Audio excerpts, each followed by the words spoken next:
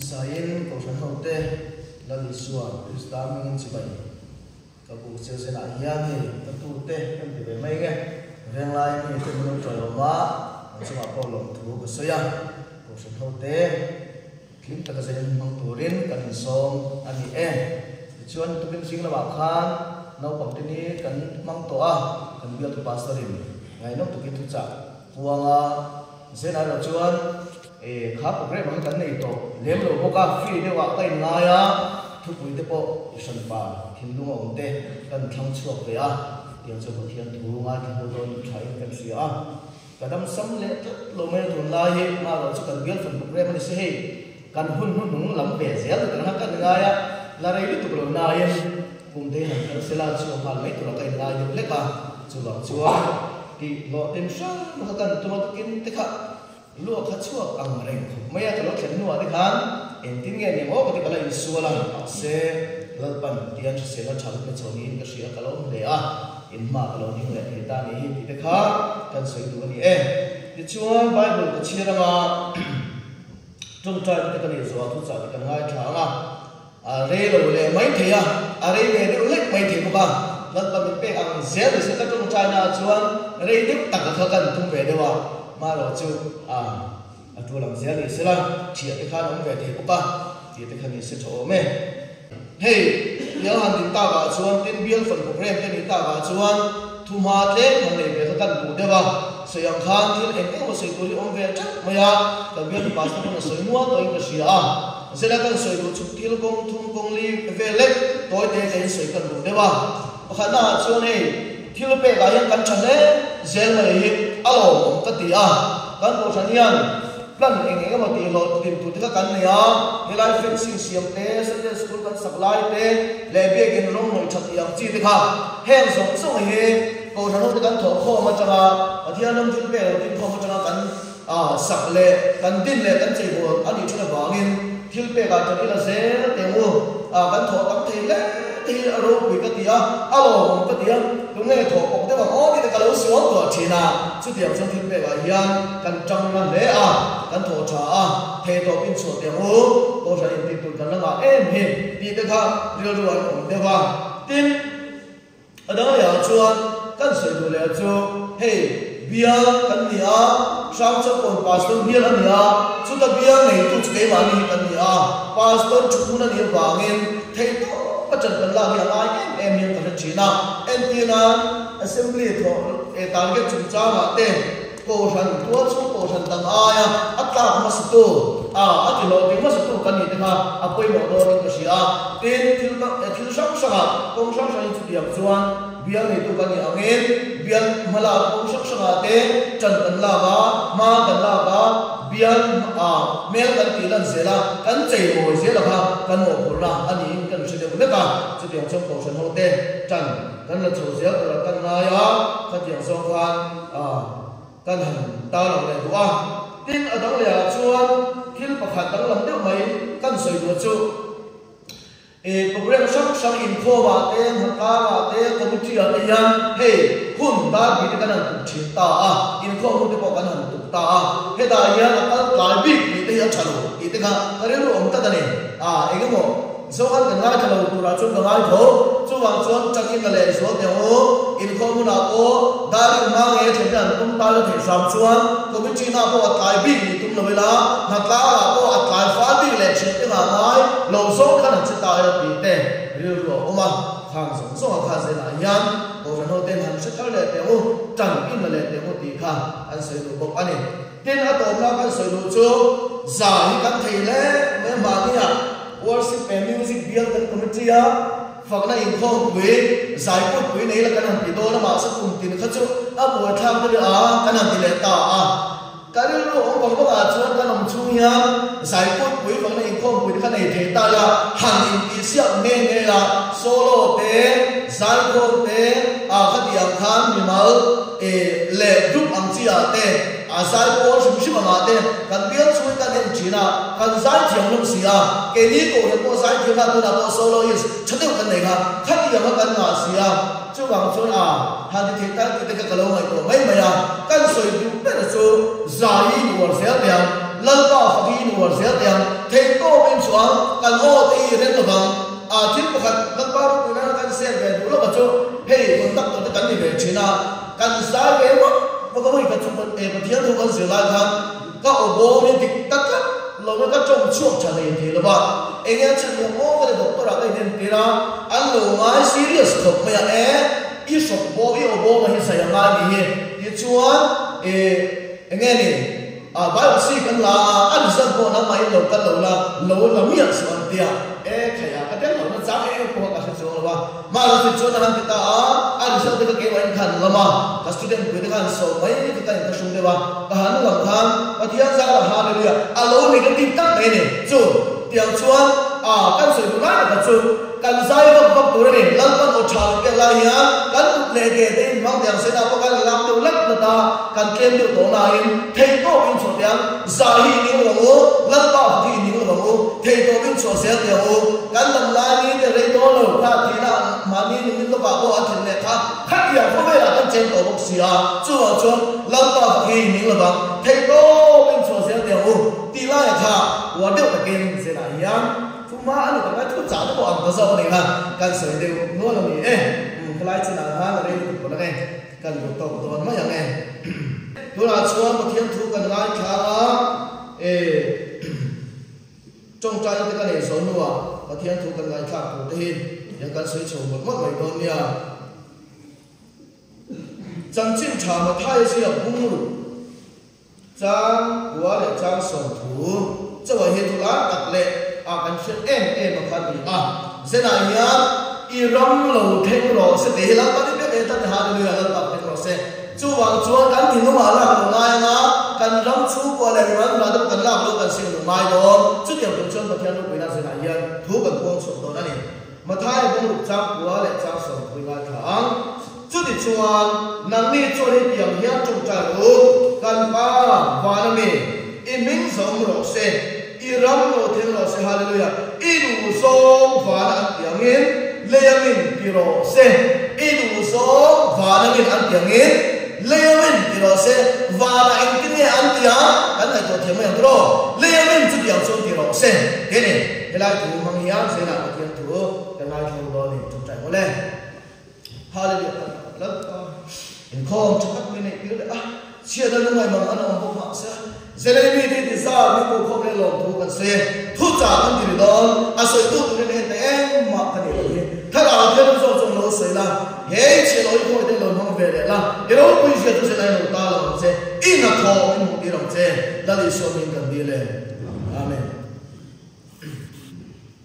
hai le ka soi ta ang tha I ram lo theng ro se te he ku ya kan da chuang ve ama sa ka kan sia tu chu I ram lo theng ro se ti ya van ram ti te pathian ram ti te na soi china chu chu nge ni om sia kan ti chuan zu do ya pathian mi ye we an ti greek o hebra cho ye we an ti pathian god an ti pathian ai ta ri kin an soi ve ma ba an sa ma chu ba chuan van ti na lam chi ke ne chu ti lai chuan se ta lo we ro chuan ta ri kin pathian mi an lam ve ma ya pathian an ti chu ti an ta ba chuan van ram ti le pathian ram ti na soi china hiat ko lo tu ni hil tu mong hil in ang ren ma se alam tu de lam dan le ngai dan ai na no fa mai ni lai ba se ai kan shi sak chai kan shi ani ti chuan ani le pathian na chu ka soi pun moi me the ani le pathian na chu nge ni kan ti pathian na chu la li suan la na song a chan na te choi mo na song a chan na te thu nei na song a chan na te thil ti te na song a chan na te chu mi ma na chu pathian na ti na soi chin ta ni kan chiang to kan a poi mo te mai ne mon to kan lai to poi mai to sia chu ba chu se na ya kan ram Christian to lai to tai la pathian na kan na theng to a me la kan lu de le thu nei na choi mo na ka chu a chan ni kan lai to kan sia to poi mo ti na se tai la nominal Christian kan ni Sunday tu mai Christian kan yang chi te tam ta kan to mai lo kan da ma te hian chu me ni ba chuan I ram lo de ro se ti lo chu ta kan ro I kan buai pu ya kan khu ta kan chu kwa de kan buai pu se ya yan la kan la de thu nei na chan ni a lo nga ta ni se na ko ro te kan sia a pai mo ani ti chuan dang ya chuan ho ya ne pathian lam chu thinam le ti hallelujah se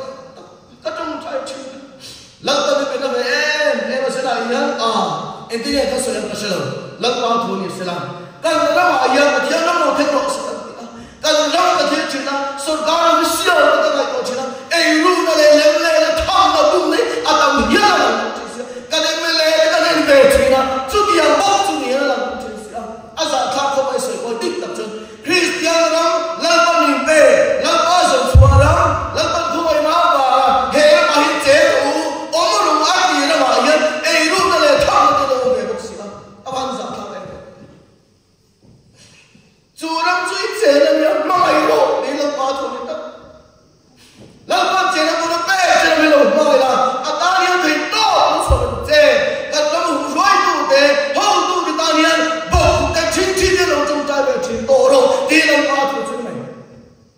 chú bảo cho sẽ đại yên thấy tôi cần chú à cái này tôi hẳn hoa em này thì lại là cần tụ tôn hai bên là tầm tôn tận này chú bảo cho tôi nào tụ tập được hè lắm lắm mà sợ sợ lắm này mình bé đại yên lúc ơi cái cái đó mà ắt chả em lim nó luôn ngồi nó cho tao không mày mà sẽ tích tắc trong cái sợi hàng thằng nó thế bung nó thế thua thằng nó thế in rút nó thế hết nhà chỉ hàng alo tâm nó xì à lắm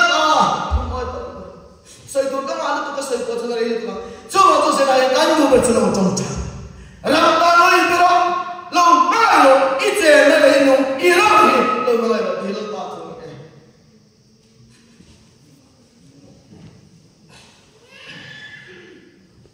à tôi đều không cần à tôi đều chú phải ăn này và thiên nhiên chú phải làm này chú quá rồi mới thành công này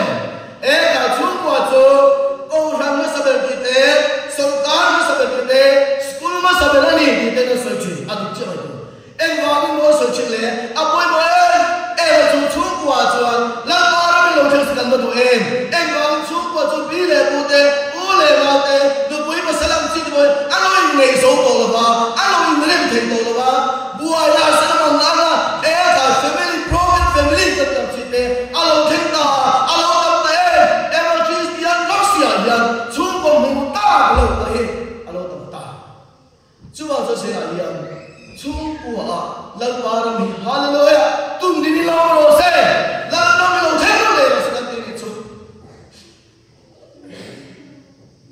ở đâu là chú mình mà là anh em mà mình mà là cái gì anh cái gì ít tiếng thật đó lần qua này này có ít chút thế này chuyện này các bạn chỉ làm gì ít chút thế này chuyện đó in em rồi ít tiếng là cho sao tiếng này rồi hallelujah chúng ta cho in một phía đó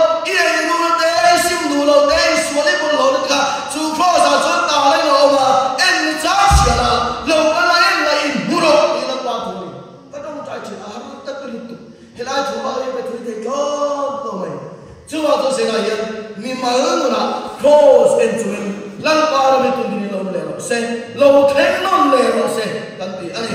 gần gần sẽ làm anh tôi thấy chú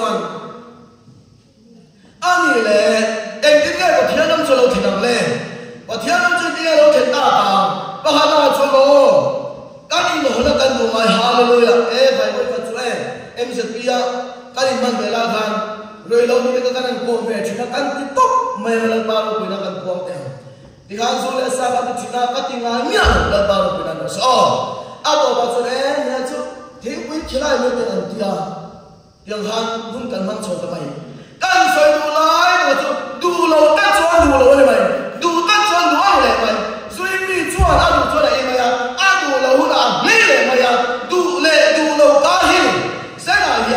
và thiên nó mới nó thấy đủ lấy xuống của hợp tá có cái đầu thấy nó sẽ đủ chuẩn cắn đủ ở ngay cái gì hợp ở ngay cái gì bể ở ngay làm ba mà đủ lâu thế rồi cái thìn nó ngoài hiện lâu ông lệ rồi cái số mà chúng ta nào thiên mình xin phải nó lệ rồi con tiếng ai chú ý đi rồi chú ít đủ tất chuẩn hallelujah lần con ấp yang thế ấp em ông thế chú lâu chú lâu trên con mẹ tôi là đi chú anh là chú anh và thiên lâm thành của nó quay em có thể nói liền tập nhưng mà thun minh làm sự thật chú tô na thì hallelujah chặt bố thì thìn lúc mà lên ta anh có về ngay rồi anh thấy rồi thế nào thế lúc đó ta tu mà người ta là anh quan đó rồi cái sự này nó chuyện này Josephat đâu có cái chuyện ông nào thì gan anh đi mà anh muốn ta thà anh tung tị lum anh tung anh cho thấy về nhá anh nói em anh tô anh quan ta anh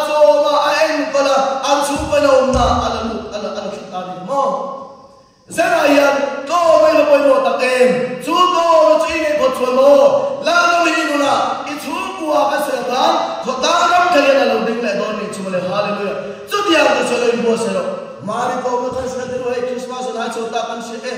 mari chon kan ni lalba choi moi anti a ai nga to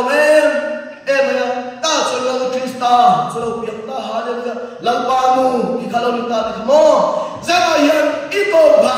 lalba tu ni lo ba Krista ai lo piak chota mi de na za lo so ya ma so ya aloni chi ni chu bang cho se la ya thei to lo chu la lo to se lo e ani adang le kan se le to sha ma chu zakoba nu na hian ani zakoba kan se lo a o sa ma la ma ata che mun sa ta ka o ma de to ka ai no ka che ma sa ke nu la pa o lo ke ma chu i pia nar ma ki le ko yin hallelujah a pia nar ma ke to chu a ko lu to a thei lan lo ma ka shi na ka chu lo pun e ma o sa ma la a to le do si a mo le do si a en ti ye mo ka ti ang le a tong chai chi la ba ne na to thu a to na chu i u ma voi sari ko khubro ti kan ni ti chuan la ba ma cho ka dia o voi sari an ko khubta